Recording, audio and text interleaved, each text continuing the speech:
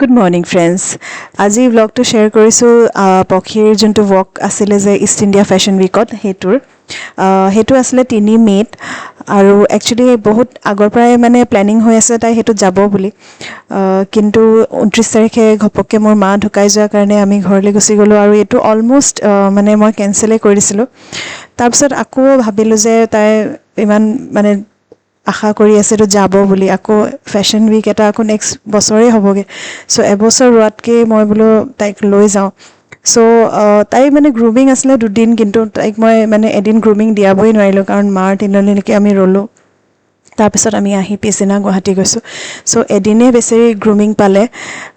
তাৰ মাজতে তাই যি কৰিলে নকৰিলে বহুত নাৰ্ভাছো হৈ আছিলে, আৰু তাৰমানে বাকীখিনিতকৈ অলপমান তাইও ভাবিছে চাগে যে সিহঁতি আগতেই শিকি গ'ল, মই দেৰিকৈ শিকিছোঁ বুলি। কিন্তু হ'লেও মই মানে তাইৰ প্ৰতি বহুত প্ৰাউড যে তাই এটলিষ্ট এদিনৰ গ্ৰুমিঙতে এনেকুৱা এটা ষ্টেজত গৈ তাই মানে ৱক কৰিবলৈ সাহস কৰিছে। সেইটোৱে মোৰ কাৰণে বহুত ডাঙৰ কথা। আৰু এইবিলাক এনেও বেবী ষ্টেপছ হয়, সৰু সৰু ষ্টেপ লৈ মানুহ আগবাঢ়ি যায়। চ' পিছদিনা আমি গৈ পালোঁ তাজ ৰিভাণ্টাত। তাতে আছিলে তাহাঁতৰ শ্ব'টো 3 মে' দিনা আছিলে। চ' আমাক মানে সোনকালেই মাতিলে কাৰণ তাহাঁতৰ মেকআপ আছে, আকৌ অলপমান তাহাঁতৰ প্ৰেক্টিচ কৰাব এইটো বুলি।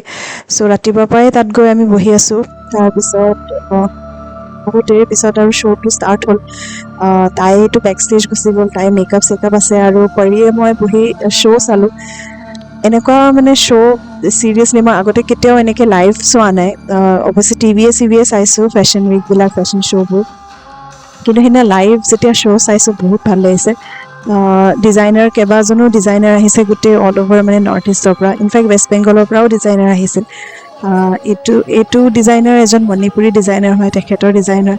চ' পৰিয়ে মই বহি তাতে ফুল্লি আমি শ্ব'টো এনজয় কৰিছোঁ। অৱশ্যে মোৰ আকৌ এটা নাৰ্ভাছনেছো আছে বেক অফ দ্য মাইণ্ড যে পক্ষীৰ মেকআপ হ'লনে নাই। আৰু তাতে তাৰমানে ইমানেই ভিৰ যে মানে তাইৰ গ্ৰীণ ৰুমটোত মই গৈ তাইক চামগৈ, তাত মানে ভৰি দিবও জেগা নাই, গোটেই কেঅছ। আৰু লাইফত ফাৰ্ষ্ট টাইম মানে ষ্টেজততো দেখিলোৱেই শ্ব'টো, প্লাছ বেক ষ্টেজ কি হৈ থাকে, বেক ষ্টেজৰ কেঅছবিলাক সেইবিলাকো মানে দেখিলোঁ নিজ চকুৰে। তাৰপিছত এবাৰ আকৌ গৈ পেলাই তাইক চালোঁগৈ। চ' তাহাঁতৰ ডিজাইনাৰ আছিলে কাকলি বৰা, তাই ডিজাইনাৰ এইটো কাপোৰ পিন্ধি আছিলে। তাৰপিছত বেছি সময় আকৌ গ্ৰীণ ৰুমত থাকিব নোৱাৰি, আকৌ গুচি আহোঁ ইয়াতে পৰীৰ লগত বহি শ্ব'বিলাক চাওঁ। আৰু কাপোৰবোৰ দেখিতো মইতো এনেও কাপোৰ বহুত ভালেই পাওঁ। চ' কাপোৰ চাপোৰ দেখি ভাল লাগিছে, আৰু গোটেই জাক জমক, আৰু ইমান ধুনীয়া ধুনীয়া মডেলছবোৰ, সিহঁতৰ ৱৰ্কবিলাক ইমান কনফিডেণ্ট ৱৰ্ক তাহাঁতৰ মানে। চ' মইতো পূৰা এনজয় কৰিলোঁ, মানে বহুত বেছি এনজয় কৰিলোঁ। আৰু এইখিনি সময়তে মই থেংক ইউ ক'ব বিচাৰিছোঁ ৰূপালীম গোস্বামী বাক।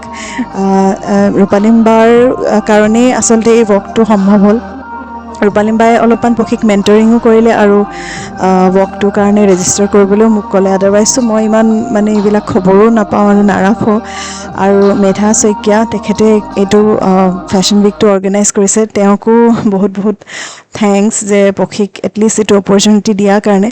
আৰু একচুৱেলি পক্ষীৰ তাই ইয়াতে আমাৰ মানে কল্যাণী ক্লাবত ফেশ্বন শ্ব' এটা হৈছিলে, তাই তাতে এনেই পাৰ্টিচিপেট কৰিছিলে। তাতে তাই মানে উইনাৰ হৈছিলে। তাতে জাজ হিচাপে আহিছিলে মেধা শইকীয়া বা। চ' তেখেতে তাইক তেতিয়াই কৈছিলে যে তোমাক আমি কিবা এটা মানে কৰাম বা এনেকৈ ৱৰ্ক তুমি কৰিবা বুলি। চ' সেইকাৰণে ময়ো তাইক এনকাৰেজ কৰি লৈ গ'লোঁ। তাৰপিছত বহি বেলেগ বেলেগ ডিজাইনাৰৰ শ্ব'বোৰ চাই আছোঁ তাতে, অসমীয়া সাজ, ৱেষ্টাৰ্ণ ড্ৰেছ, আৰু মানে বহুত ভাল ভালেই ড্ৰেছবিলাক চাব পালোঁ। তাৰপিছত ৰৈ আছোঁ পক্ষীৰ ৱৰ্কটো কেতিয়া হ'ব। পৰিয়েও বাৰে প্ৰতি সুধিছে পক্ষী বা কেতিয়া ওলাব। চ' আমি কেইবাটাও শ্ব' চালোঁ, আৰু 2-3টা শ্ব' মাজত আকৌ ব্ৰেকো হয়, আকৌ তাৰ মাজত আমি আকৌ ওলাই যাব লাগে, আকৌ আহি সোমাওঁহি। তাৰপিছতে এইবাৰহে আছিলে কিডছ আৰু টিনছবিলাকক এইবাৰ মানে অপৰচুনিটি দিয়া হৈছিলে। চ' এইবিলাক সৰু সৰু ল'ৰা ছোৱালী, তাহাঁতেও ৱৰ্ক কৰিছে, আৰু সিহঁতক চাই ইমান ভাল লাগিছে।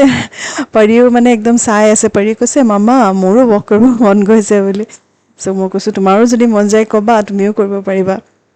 তাৰপিছত এই সৰু টিকলিজনী ইমানেই কনফিডেণ্ট, মানে সৰু ল'ৰা ছোৱালীবিলাকৰো কনফিডেঞ্চ দেখি মই মানে একদম মনটো ভাল লাগি গৈছে। তাৰপিছত ফাইনেলি পক্ষীহঁতৰ 2টা ৰাউণ্ড আছিলে। এটা তাই নিজৰ মানে অ'ন ড্ৰেছ পিন্ধি, এইটো যোনটো ৰাউণ্ড তাই কৰিছে এইটো তাইৰ নিজৰ ড্ৰেছ, মানে তাইক মই ড্ৰেছ কিনি দিছোঁ। একচুৱেলি মোৰ তাইৰ কাৰণে এটা ড্ৰেছ বনাবই খুব মন আছিলে, কিন্তু মানে এইবিলাক ঘৰত এনেকুৱাবোৰ হৈ যোৱাৰ কাৰণে নহ'লগৈ বাট এটলিষ্ট তাই ৱৰ্কটো হ'ল চ' তাইক মানে ড্ৰেছ এটা মই কিনি দিলোঁ তাতে চ' সেইটো ড্ৰেছ পিন্ধি তাই ফাৰ্ষ্ট ৰাউণ্ডৰ ৱৰ্কটো কৰিলে আৰু নেক্সট ৰাউণ্ডৰ যোনটো ৱৰ্ক আছিলে সেইটো ডিজাইনাৰ কষ্টিউমত আছিলে চ' সেইটো ডিজাইনাৰ আছিলে কাকলি বৰা ডিজাইনত তাহাঁতে মানে ৱৰ্ক কৰিছে